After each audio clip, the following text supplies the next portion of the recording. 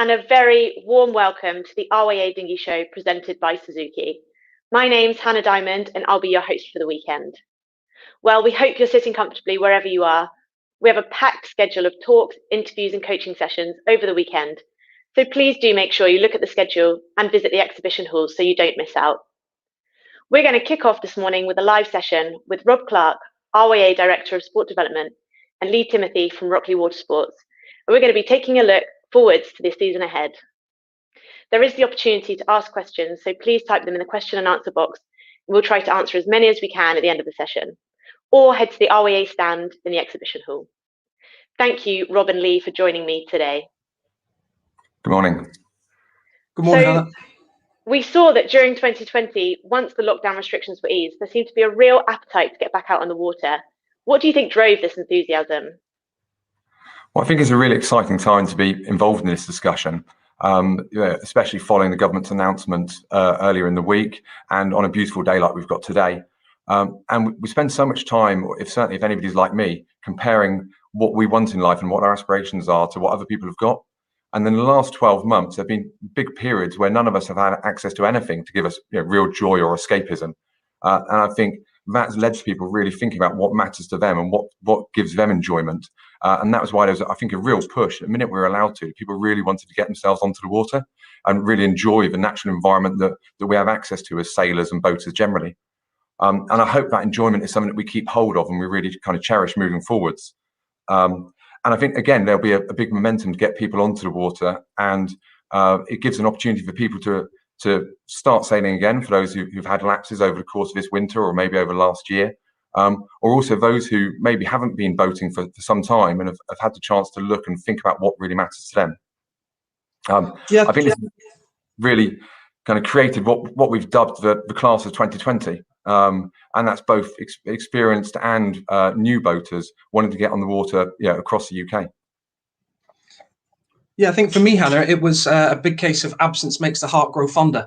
I know that even though we weren't on the water, I was certainly talking about sailing, teaching lessons, theory lessons about sailing, running virtual regatta for students, doing virtual regatta with some old team racing buddies. And that got me so excited about wanting to get out on the water and gave me the time to plan what I was going to do to make the best out of that moment when we were allowed to get back out on the water in 2020.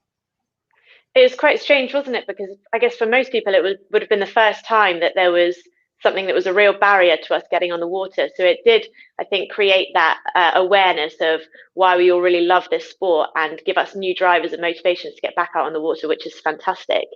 Obviously, last year we had to do things a little bit differently to make sure that everyone was safe on the water. Do you think there were any lessons that we learned from 2020 that when we're allowed to get back out on the water, we can put in place to make sure that it's both fun and safe? Yeah, I think you're right, Hannah, with that side of things. And I think the one thing that probably hit us first and foremost was the big stay local message. And we've obviously heard that time and time again. And that's given us a chance to actually look close to us and see what opportunities we've got. But I think the key thing to take from the lessons we learned in 2020 are the start simple and build up. And ensure that people understand what the process is to make it as easy as possible for people to get onto the water. We've seen some quite successful adoption of initiatives, training partnerships where people just go out one-on-one and have a chance to practice their skills. And then as restrictions have eased, people started to look at things like training group bubbles where they had small numbers and zoning of club and centre areas to avoid unnecessary sort of people coming together too much in too small a space. And really celebrating the outdoors at every opportunity. We're really lucky in the boating sports that we take part in that people are able to do our activities without needing indoor space necessarily, and I think that's certainly something that people have cherished. And there's been some great advice provided by the RWA over the course of the last 12 months on the Restart Sailing pages, somewhere where people can go and understand what the regulations are at the moment and what opportunities are available to them. Yeah, I think as well, training centres and clubs have done a great job. So they've been really resilient to all the changes, and they've now got their COVID-19 policies in place, which will just need a little bit of tweaking to get active again in 2021. And I think also lots of centres have adapted what they've done So they've changed what they're offering as well, so that it's more suitable to the new world that we're in. Yeah, and I think kind of the technology part in terms of how you can communicate so much easier. What about the development there, Rob? Have you got kind of any tips for clubs or anything we learnt last year around kind of virtual briefings and sailing instructions, things like that? Yeah, absolutely. I think we've all become all too familiar to the virtual world, and I think it's something that I think we'd all quite like to go back to a bit more face-to-face contact. But certainly, there have been lots of innovations that clubs and centres and organisations have really embraced. Things like use of WhatsApp groups for sharing messages, things like virtual platforms to be able to access instructions and online briefings. And I think that's certainly something that's really important that we remember. I think 2020 was the year of the gate start, and for having buoys laid around your sailing area that just stay there permanently, you can always pivot the course to suit. And the big thing I think we learned is the fact that reduced the load on volunteers and on the workforce required to run activity at a club or a venue. And I hope that we don't forget those benefits and how much easier it brought sailing to us. And I think that's a real key thing. I think the main thing to really bear in mind for all venues is to talk to your sailors. People will know what they want to be reassured to get themselves back out in the water. And I think so listening to your audience and giving yourself a chance of putting those measures in place will really help people get up and running as soon as safely as possible. Yeah, I think training centres have adapted as well, because they've change what they do so that not all of the training has to be delivered face to face. Bits can be done online prior to the course, which means that people can take advantage of maximum time out on the water when they come down to the centres. I think sailing teaches you, or water sports teach you to be really adaptable. We have to be so available to change our plans because of the weather forecast and things like that. So I think we're kind of a sport and a community of people who are really used to the landscape changing so often. So perhaps that's why we've been able to adapt in a great way. And I'm sure we'll see developments of that over this spring and summer. Can you see any other opportunities to promote either people who are new to the sport or to kind of maintain engagement of those people who are already existing sailors and water sports fans? I think there's a couple of our way programs that are worth mentioning at this point, which hopefully give an opportunity for clubs and venues to welcome people back into their venues and also welcome a new audience. The first one is Discover Sailing, which used to be known as Push a Boat Out a couple of years ago, but it was been reimagined a little bit because in the last 12 months, people have had less access to their clubs and to their venues than they used to have in the past, and so there's a lack of familiarity. And so the idea is that this year, Discover Sailing is broken down into 3 different areas. One being Rediscover, for club members to be able to get themselves back into their venues, to be able to understand what it is about their venue that they've really missed, and also reassure themselves that all the measures are in place to enable them to sail in a nice, safe and secure way. We then have the second level of Rediscover Sailing, which is for people maybe who haven't boated for a little while, or people who want to introduce friends and family members to the sports, and to give them a chance to bring these people down and to get them on the water, again, with less impact and less kind of infrastructure required to be able to support that. And the third level is the full Discover Sailing, which is essentially a club open day or a venue open day to invite new audiences from your communities into the club to get them on the water. Now, the whole idea behind this is it's a program that runs across the whole year. So clubs and venues can decide when they want to run these and how they run them to be able to make sure that they're confident and happy in that environment. The second one I'd probably mention would be the onboard clubs, which is our junior participation program. And the idea behind this is it gives different access points for young people to get on the water, and really focusing on enjoyment being at the core of what they do, and also celebrating the wider outcomes of the sports of sailing and windsurfing and boating in generally. I think the real thing to remember is that the boating doesn't just teach you the skills of boating; it teaches you so many other things. As you mentioned, Hannah, it's the resilience and the adaptability that we have as a group of sailors is something that really sets us aside as people who can problem solve and work outside, and that's what's really at the core of the onboard programs. And the last one that I think would be worth mentioning is our dinghy trails.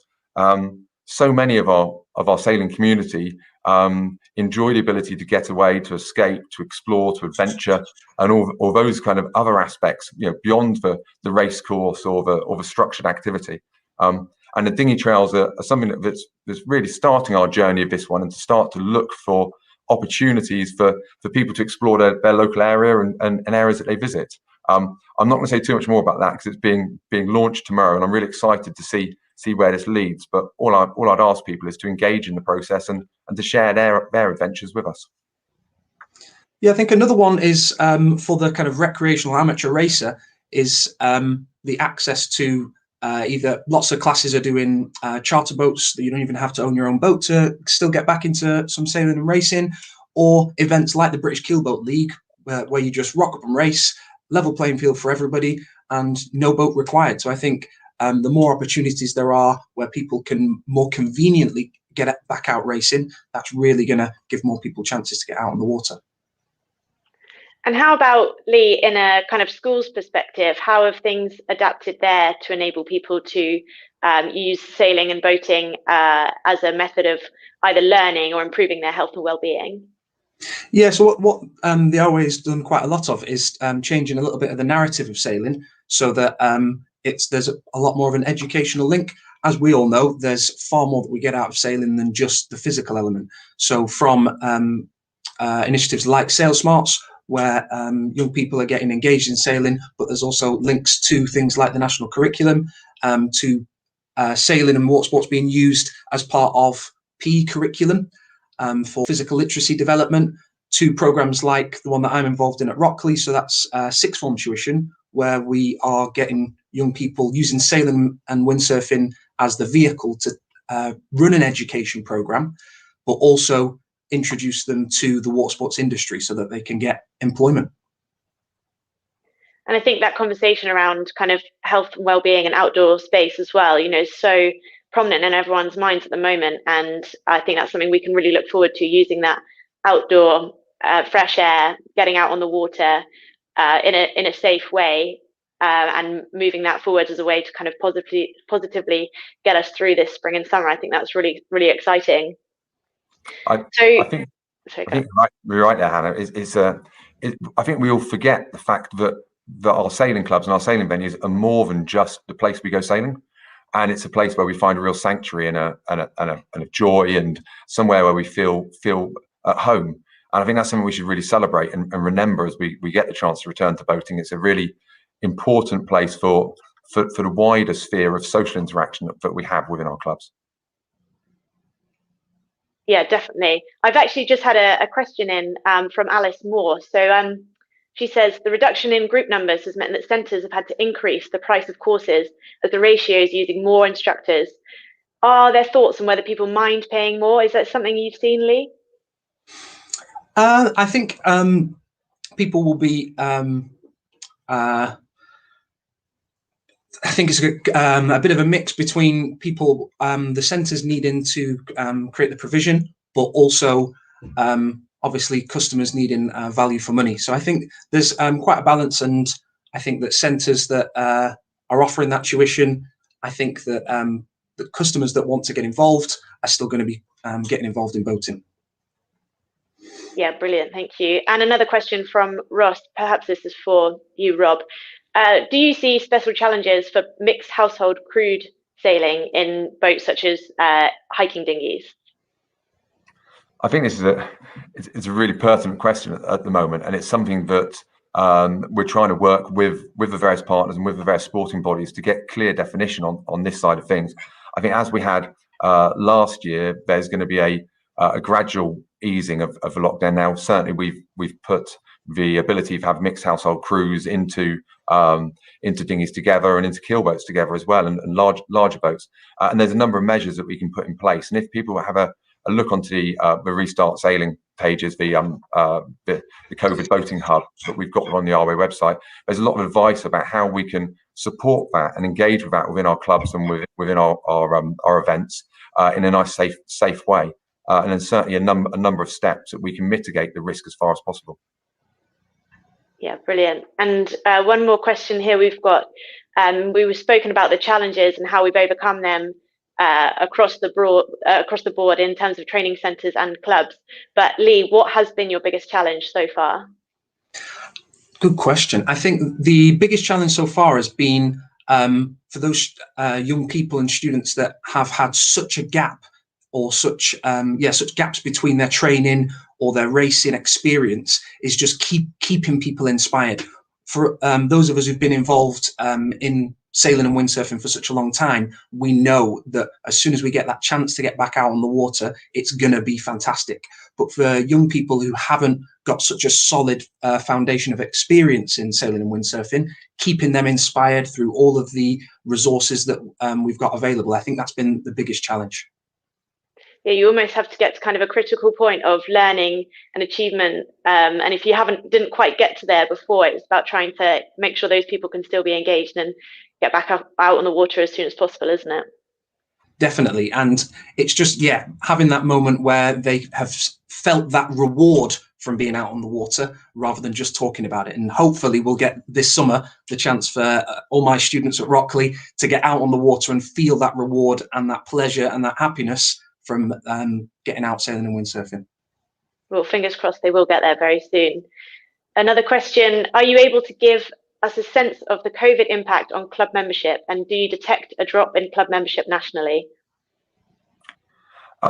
Again, really good question, and there's a slightly different picture region by region around the UK. As an overall, the census that we have within our clubs each year has shown us a small decrease nationally within club membership. But what's quite interesting with that is it hasn't actually been down to more people leaving clubs in the last 12 months than previously. It's been the fact that we haven't been able to have the engagement and events to attract new members. Obviously, year on year, people come and go from various activities in various clubs, and I think that was no different in 2020. But the reality is, with the restrictions we had in place, less and less clubs are able to run the open days and the events that drew new members in. And I think that's where we really saw a little bit of an impact. However, having said that, at the same time, a number of clubs, and not a small percentage, about 15-20% of clubs across the UK saw an increase in membership in the last year. And what I'd say is they were in many cases the clubs who were able to be dynamic, to get going, and also to embrace a wider participation trend. So people who looked at it and said, well, we're not just a dinghy racing club, or we're not just a yacht sailing club. We're able to be a venue for people to physically access the water. And so let's celebrate every opportunity we've got of doing that. Yeah, definitely. And then fingers crossed, the outlook is looking a lot more positive now than it was certainly 12 months ago. So everything will be back to normal as soon as possible and safe. Final question, I think. Has anyone tried virtual reality sailing? It's a great way to keep things going when you can't get on the water. So Lee, is this something you've tried? No, it's not something I've tried actually, but it sounds like it would be something absolutely fantastic for me to try and for all my students to try as well. So if anyone can get in touch and bring some virtual reality sailing down to Rockley, that would be fantastic. And how about you, Rob? Have you managed to give any virtual reality sailing a go? Well, certainly the virtual regatta platform's been something that's been really well received, and we've had so many clubs and so many venues who've been into the virtual regattas and doing it. And I know we've got the Winter Championships finals coming up tomorrow on the main stage, and that's been a really good opportunity. It's been quite interesting to take part in it, and I make exactly the same mistakes racing virtually as I do racing physically. And no matter how much I try, I still can't stop myself from taking that port hand flyer every now and again. No, I'm in exactly the same position. It seems like those learning lessons might be a little bit harder to find in the virtual reality than on the water. You maybe don't get punished so hard, but it's definitely been a great way for so many people to keep involved in sailing, keep their racing skills sharp while we haven't been able to get out on the water. Thank you so much for all of your questions, and thank you, Rob and Lee, for your time today. I'm really excited to get back out dinghy sailing, racing, kite surfing, windsurfing, all of those water sports, and it'll be so great when we can get back out in the water in a safe environment. We've got so much more coming up on the show today, so make sure you do check out the schedule. Coming up next on the main stage is Hannah Mills, Olympic champion and world champion. While you wait, why not take a look around our exhibition halls? We've got over 100 exhibitors, and they're all on hand for you to ask any questions you might have. There's also loads of offers and prizes, including a fantastic competition on the RS stand where you can win an RS Zest. Thank you so much for watching, and I look forward to seeing you later.